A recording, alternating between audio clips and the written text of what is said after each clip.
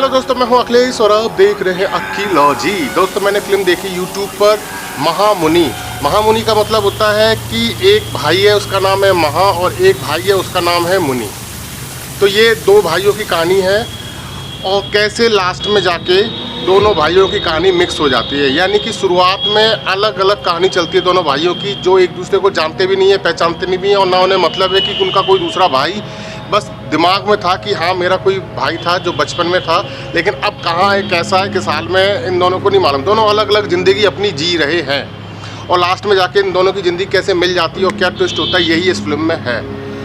तो फिल्म की स्टार्टिंग में दिखाया जाता है कि एक भाई पागल है और वो अपनी ज़िंदगी को याद करता है कि उसके साथ क्या क्या हुआ जिस वजह से वो इस पागल खाने में आया। तो वो असली भाई कौन सा पागल खाने में आया, ये एक सस्पेंस है, लेकिन वो मैं आपको बता दे रहा हूँ। अगर आपने ये फिल्म नहीं देखी है तो इस वीडियो को मत देखो। अगर ये फिल्म देख रखी है तो आपका स्वागत है। तो जो भाई स्टार्टिंग में दिखाते हैं हॉस्पिटल में एज ए पागल, वो होता है महा। वो क्यों होता है तो वो आप यहाँ पे देख लीजिए। जब महा सारे बदले ले लेता है तो वो हो जाता है बेहोश और उसी हॉस्पिटल में पहुंचता है जहां पर कि उसका जो दूसरा भाई मुनि है वो वहां पे एडमिट है। क्यों? क्योंकि उसको ये जो लोग हैं ये महा समझकर उसके साथ मारपीट करते हैं और उसके दिमाग में देर और जिसकी वजह से उसके दिमाग की हालत ख़राब हो जाती है और वो हॉस्पिटल में एडमिट हो जाता है। अंदर जो लेटा हुआ है वो मुनि ही है। उन लोगों ने इसके सर पर बहुत गहरी चोट दी है। तो दोस्तों, दो भाई होते हैं। एक भाई बहुत ज़्यादा शरीफ होता है, बहुत अच्छी ज़िंदगी जी रहा होता है। बस उसके साथ प्रॉब्लम ये है कि उसको जो पालने वाला है वो थोड़ी सी भारतीय समाज के अनुसार दलित वर्ग में आ जाता है या जो भी कह लो आप। तो उसको बस वही थोड़ा भेदभाव फील करना पड़ता है। तो जो ये लड़की होती है ये इससे प्रेम करने लग जाती है और इसके लड़की के घर वाले पसंद नहीं करते कि भैया ये इस कास्ट का है। तो उसके साथ प्रपंच और छल करते रहते हैं और वो उसमें ट्रैप हो जाता है।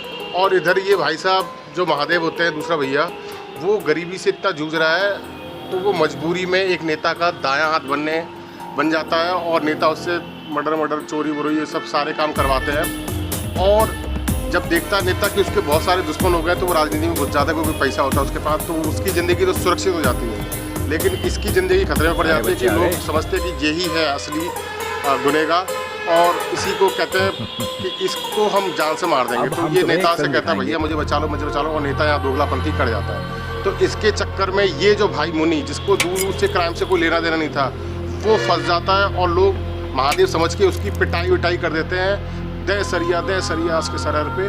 तो वो बेचारे की हेड इंजरी इतनी भयंकर तरीके से आती है तो वो हॉस्पिटल पहुँच जाता है। अब ये जब इसको पता लगता है कि इसकी पत्नी और इसके बच्चों को भी पुलिस ने मतलब ऐसे भड़का दिया है, तो उसकी पत्नी जो मर गई है, तो वो हॉस्पिटल पहुंचकर तो देखता है कि वहाँ पे उसका भाई ऑलरेडी मरा हुआ पहले से है। तो ये प्लान बनाता है और जाके सारे गुंडों को निपटा लेता है और उसके बाद हॉस्पिटल पहुँचता है बेहोश होके और वहाँ पे गेटअप चेंज करवा लेता है ले दे के, और ये मुनि की जगह लेट जाता है और मुनि को एज ए महादेव डिक्लेयर कर देता है कि वो मर चुका है। तो अब महादेव मुनि की लाइफ स्टार्ट कर देता है जीना और पहुंच जाता है कहाँ पे, मेंटल हॉस्पिटल। और फिर वहाँ पे उसका रिकॉर्ड अच्छा होता है और छूट जाता है। तो मोटा मोटी ये फिल्म की बेसिक प्लॉट है।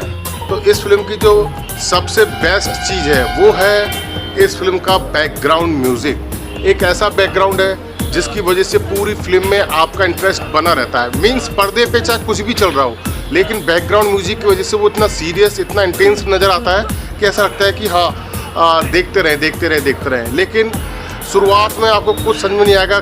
और मेरी अगर पर्सनल सलाह यही है कि इसको ओरिजिनल वर्जन में आप देखो सबटाइटल के साथ, तो पूरा का पूरा पैसा आप वसूल कर पाओगे इस फिल्म का। अदरवाइज़ हिंदी वाले डबिंग मीडियम में ऐसा लगेगा कि एक सीन से दूसरे सीन में इतनी जल्दी जंप हो गए तो ऐसा लग रहा है बीच के सीन कुछ कट कर डाले हैं। हालांकि गाने नहीं थे, म्यूज़िक पूरा बैकग्राउंड म्यूज़िक का स्वाद हम ले सकते थे, लेकिन बीच में ऐसी फीलिंग आती है कि एकदम अचानक से कैसे सीन स्विच हो गया।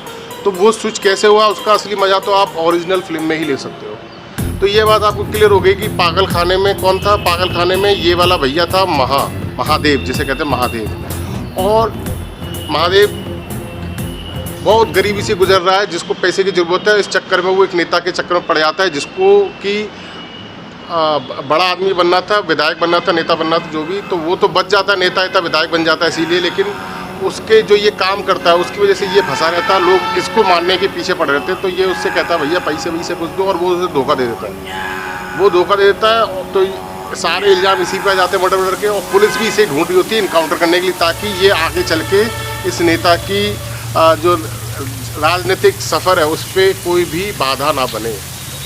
तो इसको गोली वोली लग जाती है, और ये हॉस्पिटल पहुँच कर देखता है कि उसका जुड़वा भाई वहाँ पहले से ही एडमिट है, और वो इतनी बुरी तरीके से पीटा गया हुआ है इसके धोखे में। तो फिर इसके दिमाग में आता है पहले बदला ले लूँ, उसके बाद मेरा भाई तो मर ही गया, तो मैं उसकी जगह पहुंच जाऊंगा और कुछ ले दे के हॉस्पिटल में एडजस्ट करके ये डिक्लेयर हो जाएगा कि महादेव मर चुका है और मुनि जिंदा है, और इस तरह अपना बदला भी ले लेता है। और ये और वो पूरी फिल्म इस तरीके से ट्विस्ट चलती है, और मज़ेदार फिल्म है। मुझे 1 घंटे 20 मिनट के बाद से मज़ा आना स्टार्ट हो गया, तब तक मैं भी सोचता रहा क्या चल रहा है, लेकिन फिर मज़ा आने लग गया। और बैकग्राउंड म्यूज़िक की वजह से ही पूरी फिल्म मैं देख पाया। और हाँ, इस फिल्म में एक्टिंग सबकी बढ़िया है, और ये जो सर है आर्या सर, इतनी सारी फिल्में देख रखी हैं लेकिन अभी तक वो मज़ा नहीं आता, लेकिन इस फिल्म को देखने के बाद डाई हार्ड फैन, मतलब कि एकदम फ़ैन बनने का आपका दिल करेगा आर्या सर की एक्टिंग को देखते हुए।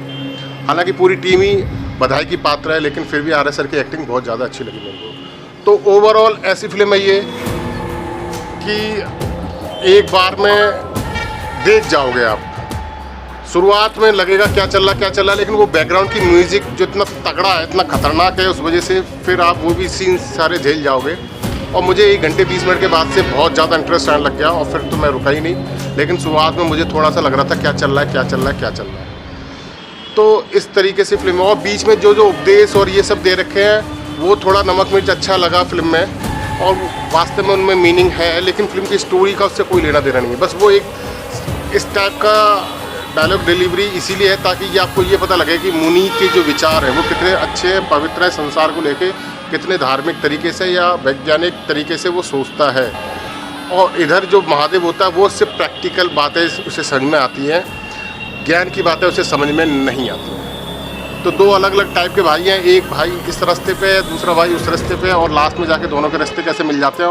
और फिल्म की जो थीम है वो मुझे ये लगी पूरी फिल्म देखने के बाद कि कभी भी ज़िंदगी में धोखा हो सकता है। आप चाहे कितनी भी सिक्योर लाइफ, अच्छी लाइफ ज़िंदगी जी रहे हो, पता नहीं कौन सा वक्त, कैसा हादसा कैसा हो जाए और आप अपराधी बन जाए अगले ही पल, और आपको पता भी नहीं चले अचानक ये क्या हो गया। तो कोई भरोसा नहीं लाइफ का।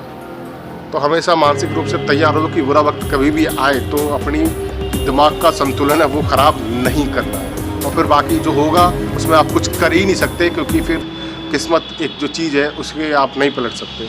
चाहे आप बेगुनाह हो और चाहे बेगुनाह नहीं हो, उसमें आप कुछ कर ही नहीं सकते। तो दोस्तों बस इतना ही कहना इस फिल्म के बारे में। जय हिंद, वंदे मातरम। कौन हो तुम? महामुनि।